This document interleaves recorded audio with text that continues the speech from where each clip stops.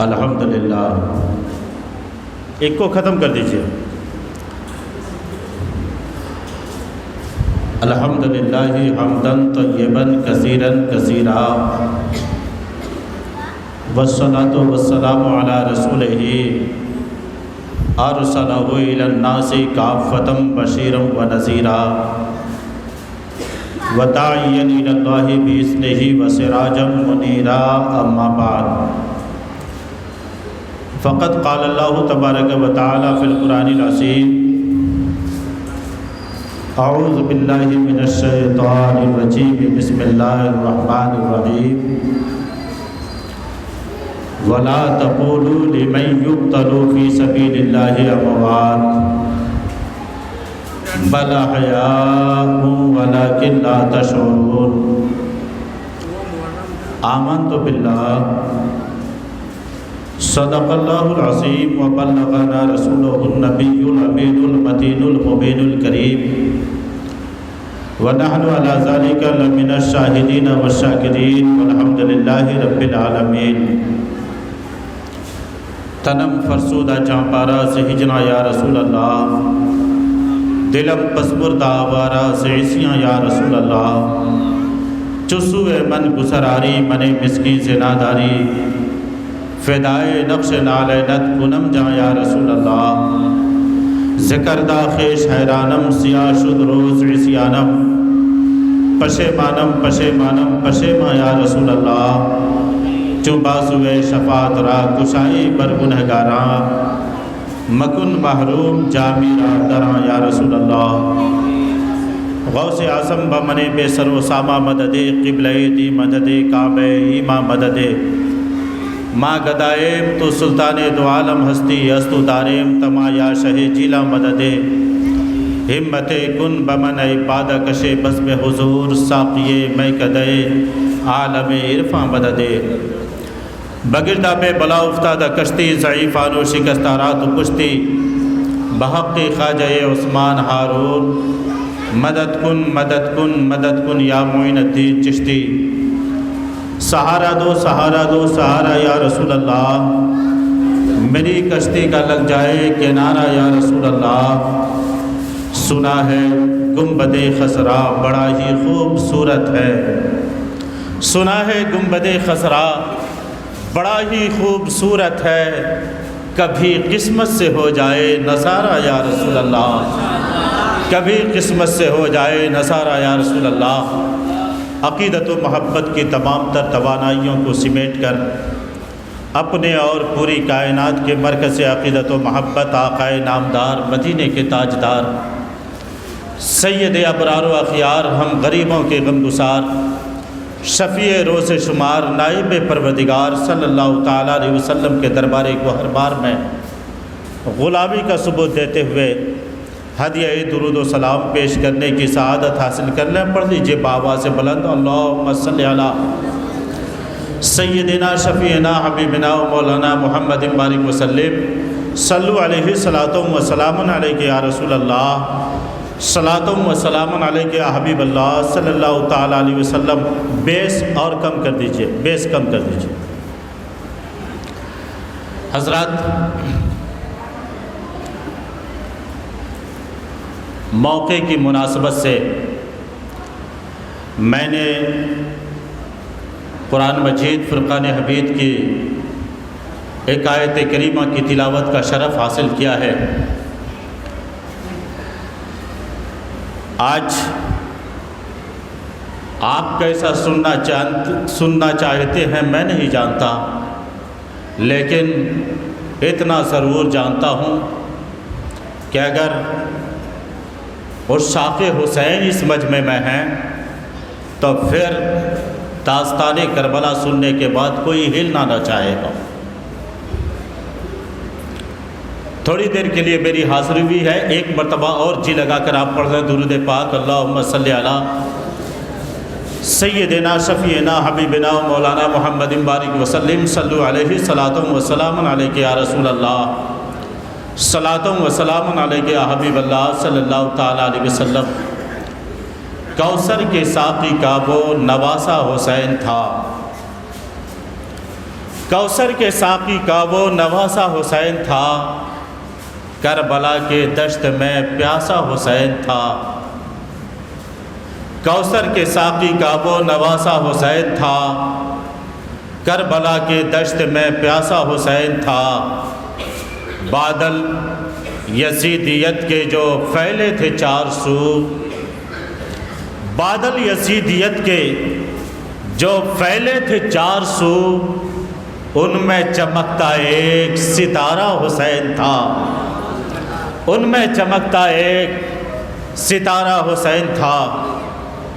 کرتا وہ کیسے ہاتھ پہ بیعت یزید کے، کرتا وہ کیسے ہاتھ پہ بیعت یزید کے، اس وقت سب سے عرفہ و اعلیٰ حسین تھا۔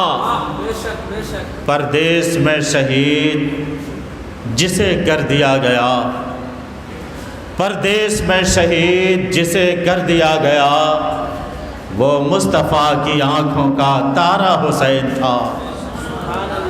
جو دہکتی آگ کے شعلوں پہ سویا وہ حسین، جو جواب بیٹے کی میت پہ نہ رویا وہ حسین، جس نے اپنے خون سے دنیا کو دھویا وہ حسین، جس نے سب کچھ کھو کے پھر بھی کچھ نہ کھویا وہ حسین، مرتبہ اسلام کا جس نے دوبالا کر دیا، خون نے جس کے دو عالم میں اجالا کر دیا، راہ خدا میں عصمت اسلام کے لیے ہم سب کریں وہی جو کیا ہے حسین نے۔ قتل حسین اصل میں مرگ یزید ہے، اسلام زندہ ہوتا ہے ہر کربلا کے بعد۔ آئیے ایک بار اور جی لگا کر پڑھ لیں درود پاک، اللہم صلی علی سیدنا شفیعنا حبیبنا و مولانا محمد بارک وسلم، صلو علیہ صلاۃ و سلام علیک یا رسول اللہ، صلاۃ و سلام علیک یا حبیب اللہ صلی اللہ تعالیٰ علیہ وسلم۔ میں نے خطبہ مسنونہ کے بعد قرآن مجید فرقان حمید کی ایک آیت کریمہ کی تلاوت کا شرف حاصل کیا ہے۔ اللہ جل مجدہ الکریم قرآن عظیم میں ارشاد فرماتا ہے، تھوڑا تھوڑا آگے چلے آئیں نا، اچھا رہے گا۔ اللہ قرآن عظیم میں ارشاد فرماتا ہے، وَلَا تَقُولُوا لِمَنْ يُقْتَلُ فِي سَبِيلِ اللَّهِ أَمْوَاتٌ۔ او لوگوں سنو، جو لوگ اللہ کی راہ میں شہید کیے گئے، شہید کیے جائیں، انہیں مردہ مت کہو، بلکہ وہ زندہ ہیں لیکن تمہیں ان کی زندگی کا شعور نہیں۔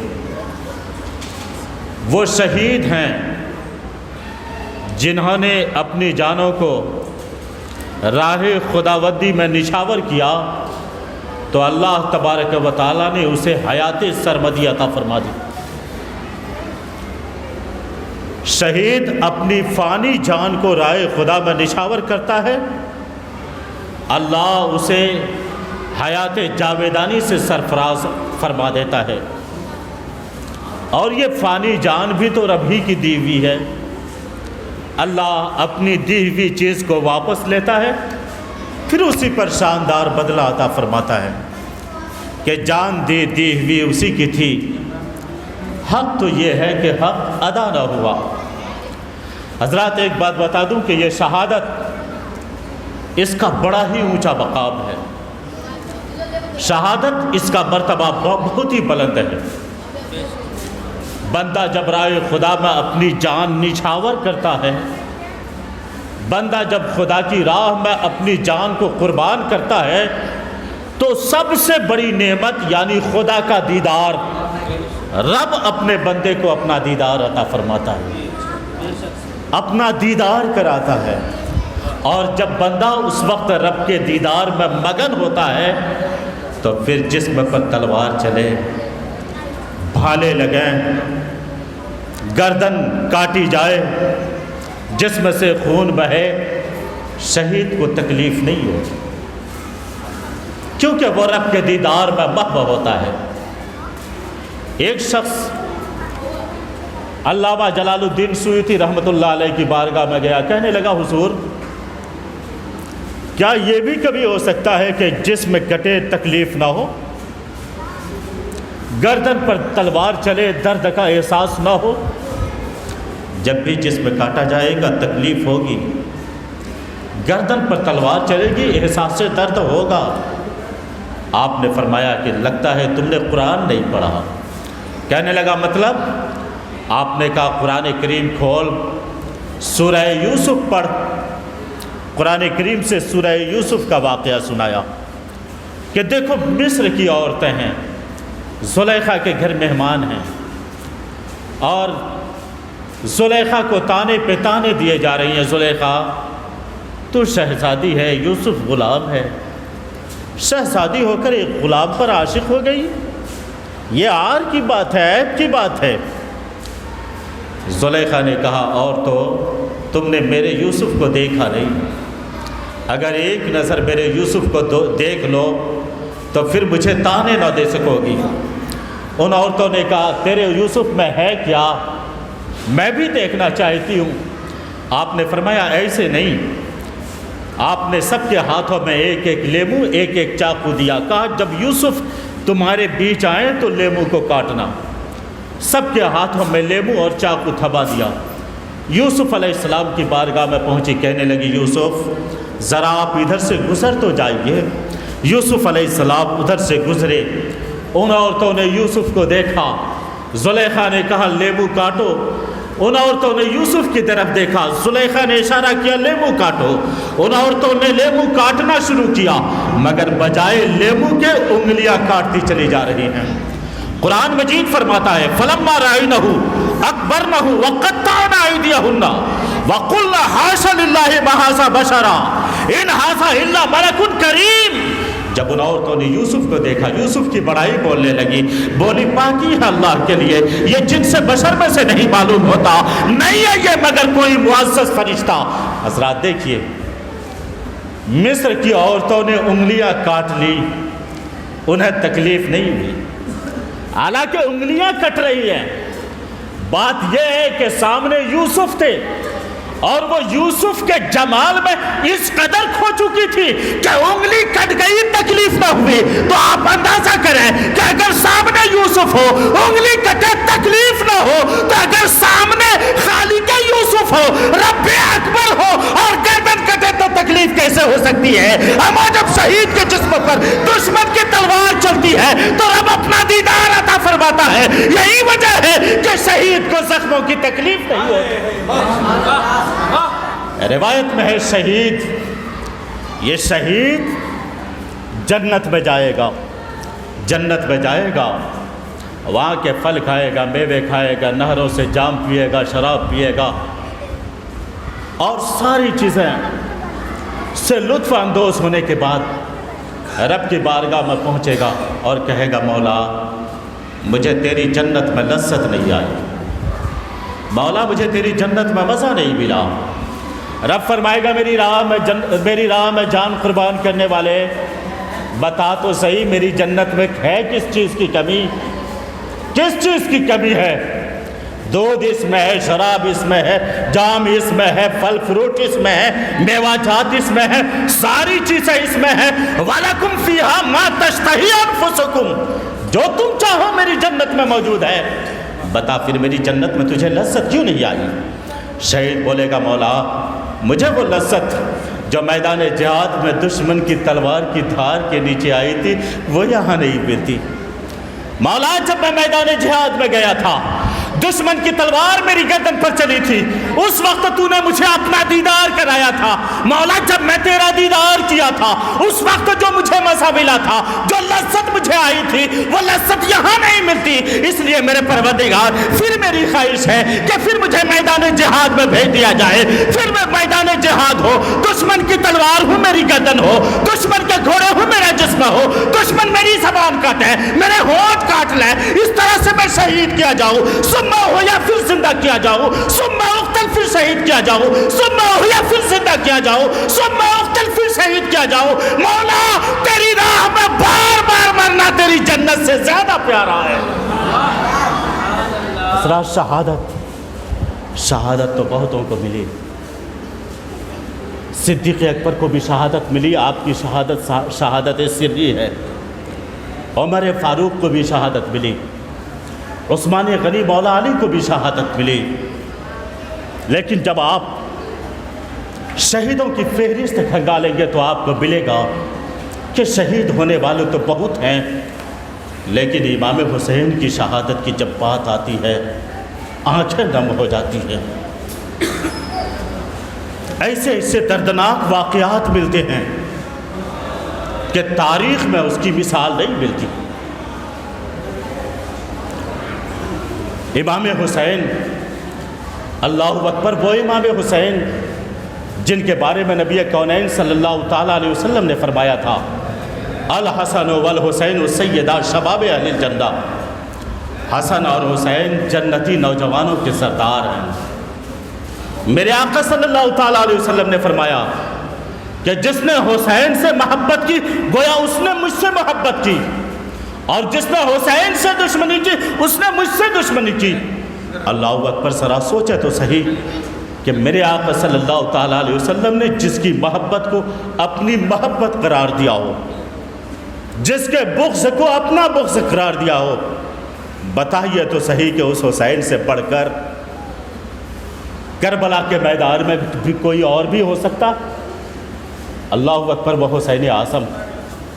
لیکن بات یہ تھی کہ نانا جان سے امام حسین نے جو بچپن میں وعدہ کیا تھا، نانا نے جو تربیت دی تھی، نانا نے جو کبھی کاندھے پر سوار فرمایا تھا اور کاندھے پر سوار فرما کر یہ درس دیا تھا، میرے لال حسین، آج نانا کی زلف عنبری کو مضبوطی سے تھام لو، کیونکہ کل تمہیں اسلام کی ڈوبتی ہوئی کشتی کے باغ ڈور سنبھالنا ہے۔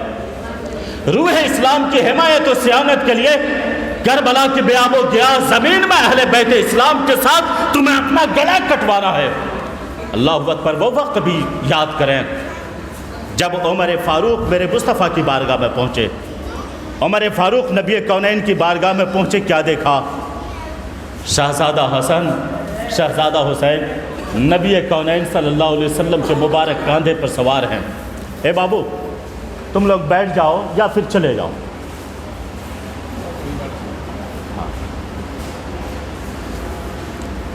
عمر فاروق کیا دیکھا کہ نبی کونین کے دوش مبارک پر شہزادہ حسن، شہزادہ حسین سوار ہیں۔ عمر فاروق نے جب یہ منظر دیکھا تو عمر فاروق بولتے ہیں، نعم المرکب رکبت یا غلام، بچے تیری سواری کتنی اچھی ہے۔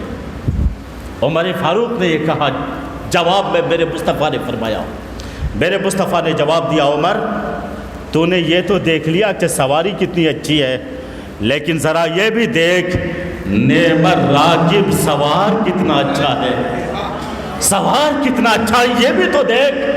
مطلب یہ ہے کہ دونوں طرف اچھائی ہے۔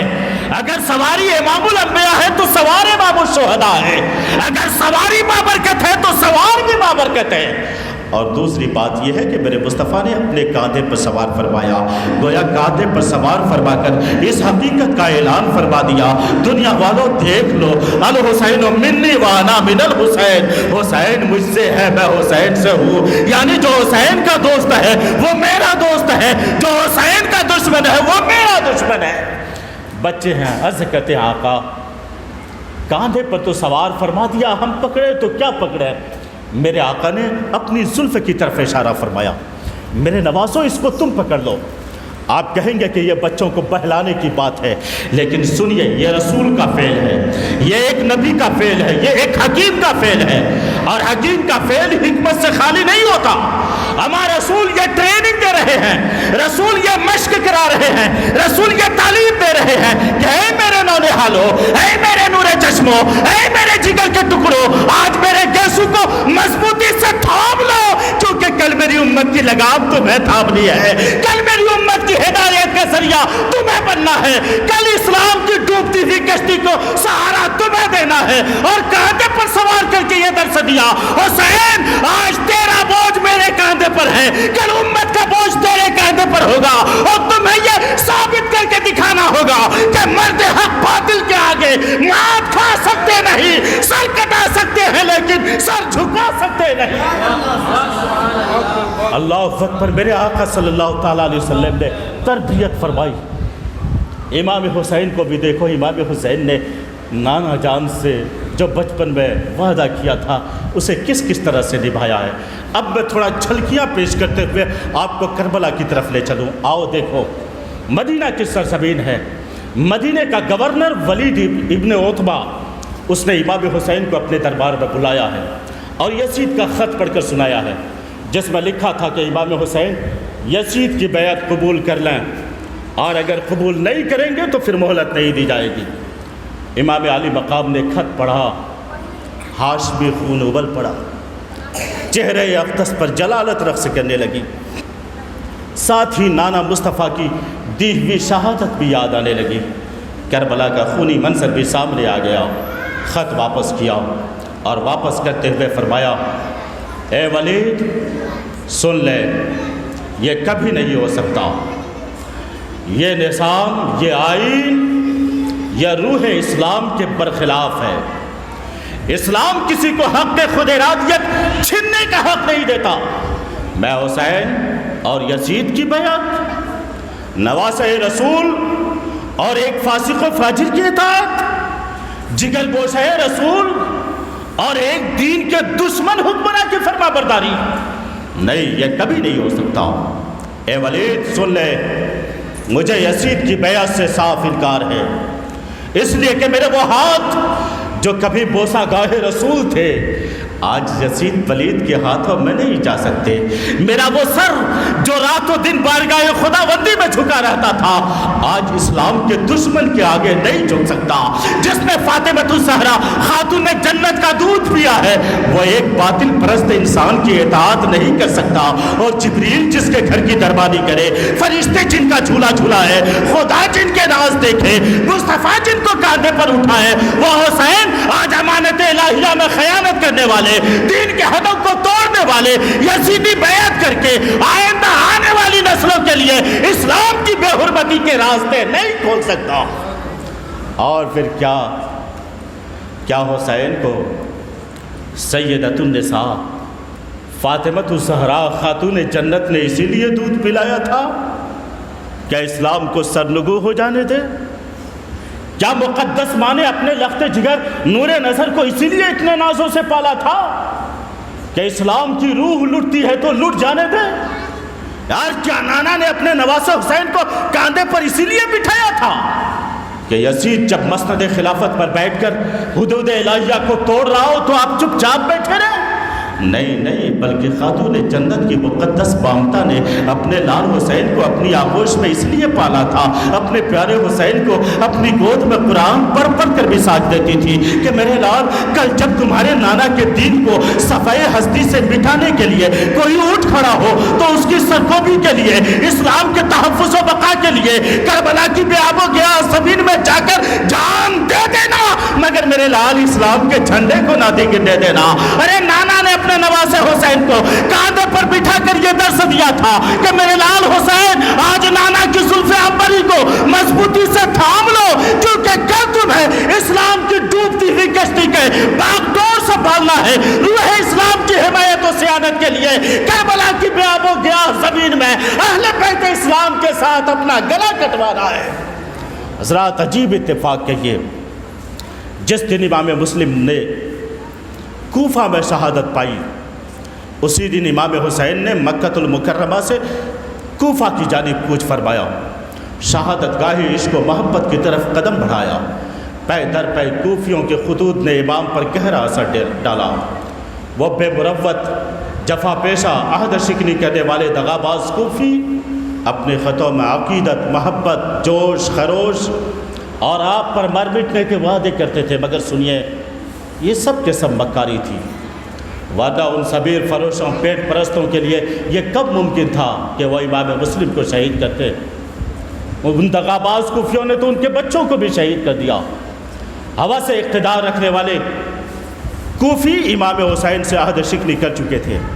ادھر کوفہ میں جو انقلاب برپا ہو چکا تھا اس کی اطلاع آپ کو نہ ملی تھی۔ آپ نے کوفہ جانے کا عزم کر لیا۔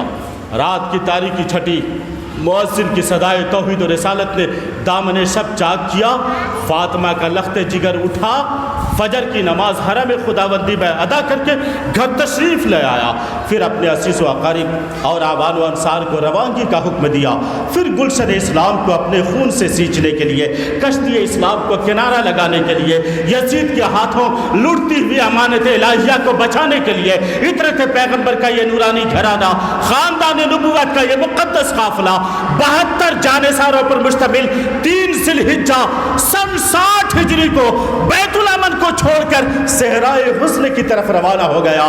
دنیا والوں ذرا دیکھو یہ کون ہے، کون جا رہا ہے، کہاں جا رہا ہے، کیوں جا رہا ہے؟ ارے یہ دوش مصطفیٰ کا سوار ہے جو آرام گاہ مصطفیٰ سے اپنے مقتل کی طرف قربان ہونے جا رہا ہے۔ یہ ناطق قرآن ہے جو آئین قرآن کو زندہ رکھنے کے لیے دشت کربلا میں نیزے پر چڑھ کر قرآن سنانے جا رہا ہے۔ عطرت پیغمبر کا یہ نورانی گھرانہ، خاندان نبوت کا یہ مقدس قافلہ بڑے ہی صبر و سکون کے ساتھ ذکر الہی کرتا ہوا آگے بڑھتا گیا، منزل قریب آتی گئی، یہاں تک کہ یہ قافلہ مقام صفا میں پہنچ گیا، خیمے نصب کر دیے گئے، پھر ظہر کی نماز کے لیے قافلہ سالار کی امامت میں سب لوگ سر بسجود ہو گئے۔ میرے آقا حسین نماز سے فارغ ہوئے، فرض تک شاعر سے ملاقات ہوئی، حالات کوفہ سے واقف ہوئے، پھر توحید و رسالت کی صدائیں بلند کرتے ہوئے یہ کارواں بڑھتا گیا، مختلف مقامات کو طے کرتا ہوا عطرت پیغمبر کا یہ نورانی گھرانہ، خاندان نبوت کا یہ مقدس قافلہ محرم الحرام کی 2 تاریخ کو کربلا کے خونی میدان میں نہر فرات کے کنارے خیمازن ہو گیا کہ کرب و بلا ہے نام اسی سرزمین کا، بچے جہاں پہ پانی کا قطرہ نہ پائیں گے۔ حضرت امام حسین العابدین آگے بڑھے، امام حسین کے دست اقدس کو چوم لیا اور چومنے کے بعد عرض کیا، ابو جان خدا ہمیں کوئی برا دن نہ دکھائے، ابو جان کیا ہم حق پر نہیں ہیں؟ امام علی مقام نے فرمایا، بیٹا یقیناً ہم حق پر ہیں۔ ارے اگر ہم حق پر نہیں ہوں گے تو اور کون ہوگا؟ یہ سن کر ابن حسین نے عرض کی، ابو جان اگر ہم حق پر ہیں تو ہمیں جان دینے کی کیا پرواہ، ہم سب آپ پر فدا ہو جائیں گے کہ سب سامنے تھے، خواب کی تعبیر آ گئی ہے، کربلا تو منزل شبیر آ گئی۔ امام علی مقام نے اپنے غمگسار ساتھیوں کو مخاطب کیا اور مخاطب کرنے کے بعد فرمایا، میرے غمگسار ساتھیوں، حسین اپنی منزل پر پہنچ چکا ہے، یہی وہ مقام ہے جسے اللہ نے ازل ہی سے ہماری شہادت کے لیے تجویز فرما رکھا ہے۔ اس میدان کو دیکھو، یہ میدان حشر کا نقشہ کھینچا گیا، ان ہواؤں کو سونگھو، ان میں کرب و بلا، رنج و مصیبت اور آلام و غم کی مہکیں رچی ہوئی ہے۔ یہی وہ مقام ہے جس کی نشاندہی میرے نانا حضور نے مجھ پر فرمائی تھی۔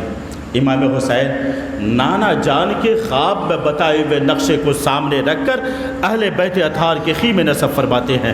میرے آقا امام نے مکمل طور پر امتحان کی تیاری فرمائی ہے، آشیانوں کو سجا لیا گیا ہے، صحرا میں اہل بیت اطہار کا گلشن مہک رہا ہے۔ ابھی صبح کی سفیدی نموداری بھی تھی کہ سامنے ریت کے پہاڑ نظر آئے، تھوڑی دیر کے بعد ریت کی دیوار پھٹ گئی اور سامنے کوفہ کی جانب سے آتا ہوا ایک لشکر جرار نظر آیا۔ امام علی مقام نے اور آپ کے ساتھیوں نے ایک دوسرے کی طرف دیکھا، ہر ایک کی نگاہ میں سوال بھی تھا اور جواب بھی۔ سوال یہ تھا کہ آخر کوفہ سے بھیجا ہوا 22,000 کا لشکر جرار کیوں تھا، جبکہ انہیں اہل بیت کے چند گنتی کے نوجوانوں سے جنگ کرنی تھی۔ عمرو بن سعد اس قافلے کا سپہ سالار تھا، جنتی باپ کا جہنمی بیٹا، آج امام حسین سے جنگ کرنے کے لیے 22,000 کا آزمودہ کار لشکر جرار لے کر ارض ماریہ میدان کربلا میں اتر آیا ہے۔ حضرات آپ بھی محو حیرت ہوں گے کہ آخر میرے آقا کی یہ مٹھی بھر غیر مسلح جماعت سے جنگ کرنے کے لیے 22,000 کا لشکر لانے کی کیا وجہ تھی؟ کیا ان یزیدیوں کو دکھائی نہیں دیتا کہ امام برحق کے ساتھ بڑے بھی ہیں، چھوٹے بھی ہیں، جوان بھی ہیں، پردانشین خواتین اسلام بھی ہیں؟ تو سنیے، ان 72 نفوس قدسیہ سے ٹکرانے کے لیے یزید نے 22,000 کا لشکر اس لیے کھڑا کیا تھا کیونکہ ان یزیدیوں کو معلوم تھا کہ میرا مقابلہ کسی اور سے نہیں، شیر خدا کے شیر سے ہے، میرا مقابلہ اس امام حسین سے ہے جس کے سینے میں محمد عربی کا نور جلوہ بار ہے، جس کی رگوں میں حیدر کرار کا خون گردش کر رہا ہے، جس کے خون میں فاطمہ کے دودھ کی طہارت اور ان یزیدیوں نے شیر خدا حضرت علی کو خیبر کے قلعے کا دروازہ ہاتھوں پر اٹھائے دیکھا تھا، مرحب کی لاش ذوالفقار حیدری کی ضرب سے زمین پر تڑپتی دیکھی تھی۔ وہ جنگ بدر اور جنگ حنین میں شاہ بردا کی تیغ برہ کی کار دیکھ چکے تھے، وہ غزوہ خندق میں عمر کے مقابلے میں علی کی قوت کا نظارہ کر چکے تھے۔ یہ یزیدی لشکر کا بچہ بچہ جانتا تھا کہ گرچہ یہ مٹھی پر جماعت ہے مگر اس کی رگوں میں اسی شیر خدا کا خون ہے، اسی شاہ مردا کا دل ہے، ان کے بازوؤں میں وہی قوت پروردگار ہے۔ ان یزیدیوں کو معلوم تھا کہ ایسے اسلام کے شیروں کا مقابلہ کوئی آسان نہیں۔ ادھر ابن زیاد بدنہاد نے عمرو بن سعد کو حکم دیا کہ اے عمرو بن سعد، لشکر کا ایک دستہ لے لو، حسین کا جہاں قافلہ ہے اور جس طرف نہر فرات ہے دونوں کے بیچ میں حائل ہو جاؤ، حسین اور ان کے ساتھیوں پر پانی بند کر دو۔ حاکم کا حکم یہ تھا کہ پانی بشر پئیں، گھوڑے پئیں، سوار پئیں اور شتر پئیں، سب